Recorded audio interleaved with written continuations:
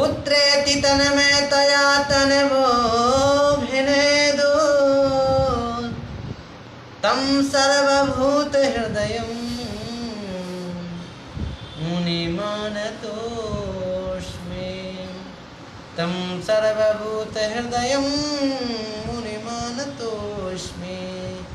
सच्चिदानन्दरूपाय विश्वोत्पत्त्यादिहेतवे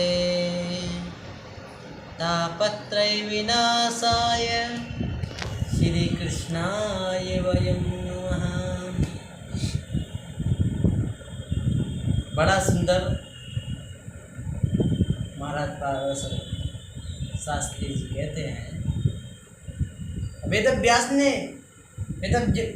जी महाराज जी ने इतना सुंदर अवलोकन किया है भागवत में।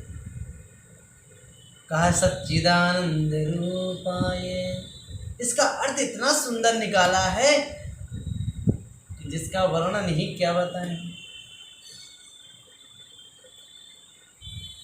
काशी के ही परम विद्वान संत जिनका नाम मधुसूदन पाद सरस्वती जी महाराज है, उन्हीं ने इस श्लोक को लिखा है। सच्चिदानंद रूपाय विश्वोत्पत्त्यादिहेतवे तापत्रय विनाशाय श्री कृष्णाय वयं नमः। कहा प्रभु का स्वरूप कैसा है, हम सभी भक्तों को जानना होगा कि हमारे कान्हा का स्वरूप कैसा है। तो हम आपको टूटी फूटी वाणी के साथ आपको सुना रहे हैं, इसमें जो गलतियाँ हो क्षमा करें। तो कहा भगवान का स्वरूप तो सद्घन, चित घन, आनंद घन। तो कहा और कैसा है, तो कहा सत है, चित है, आनंद है। और तो कहा ऐसे हमारे परम प्रभु बाके बिहारी सरकार सतघन चित घन आनंद बराबर सच्चिदानंद, जो सबके हृदयांगम में आनंद को प्राप्त कर रहे हैं, सबके हृदय पटल में आनंद दे रहे हैं, जिनके बदौलत हम और आप बोल रहे हैं, जिनके बदौलत हम और आप चल रहे हैं, जिनके बदौलत हम और आप घूम रहे हैं, देख रहे हैं, खा रहे हैं, पा रहे हैं। ये तो साक्षात हमारे त्रिलोकीनाथ भगवान कृष्ण ही हैं, अन्यत्र कोई और नहीं है। तो कहा कि और कैसे हैं, तो कहा और जो उनका स्वरूप है समस्त विश्व को पालन करने वाला है,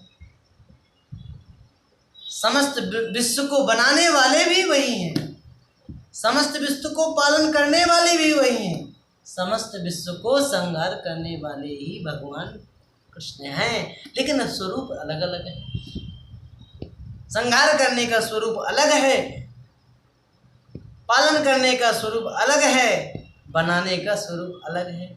जिस प्रकार बिजली का स्वरूप तो एक ही है, लेकिन जब करंट जब आता है ना, बनाने वाला तो वही है, लेकिन अनेक अनेक रूपों में परिणत होकर के दिखाई पड़ता है। हम आप पंखा चलाते हैं तो पंखा बहुत ठंडी हवा देता है, कूलर चलाते हैं, एसी चलाते हैं, कितनी सुंदर हवा प्राप्त होती है, और हीटर में भोजन बनाते हैं तो गरम गरम हवा मिलती है। अब कोई प्राणी अगर उसको छू ले हीटर को, तब पूछो कितनी अच्छी हवा मिलती है।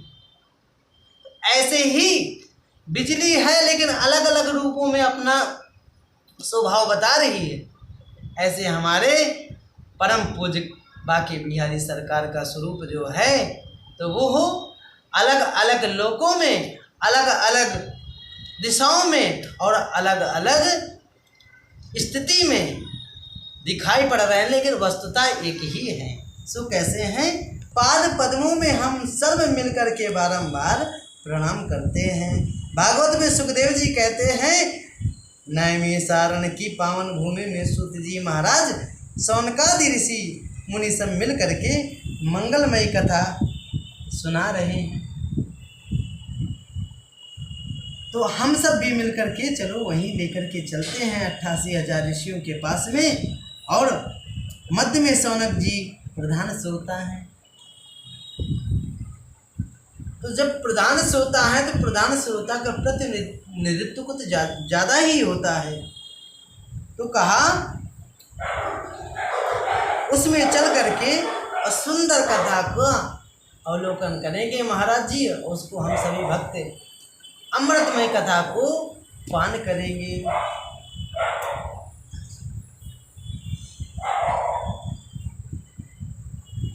बात एक है, आयु में जो छोटे हैं ऐसे हमारे सूत जी महाराज व्यासपीठ पर सुशोभित हो रहे हैं, और जो आयु वृद्ध हैं, जो आयु में बड़े हैं, ऐसे शौनक जी महाराज परीक्षित बन करके बैठे हैं। लेकिन कारण क्या है? आयु वृद्ध होकर भी श्रोता बन करके बैठे हैं, इतना ज्ञान होने के बाद भी श्रोता बने हैं। विशेषता क्या है? तो कहा कथा अमृत रसास्वाद कुशलः। तो कहा भगवान की कथामृत जो है वह परम कुशल है। जब श्रोता बनकर बैठते हैं तो महान विद्वान और वयोवृद्ध होकर के भी एकदम अनविज्ञ जैसे, एक छोटा सा बालक शिशु क्लास में जाकर के अनविज्ञ जैसा बन करके रहता है, जैसे एक उच्चतम शिक्षा प्राप्त करने के बाद में मास्टर, टीचर, अध्यापक एक छोटे से बालक को जब वो LKG UKG बिल्कुल छोटी क्लास में जाता है तो उसको मास्टर को भी बिल्कुल बच्चे के समान ही भाव देना पड़ता है। ऐसे हमारे परम पूज्य सूत जी महाराज हैं, शौनक जी महाराज हैं। इसके बाद में इसी के साथ अपने वाणी को विराम।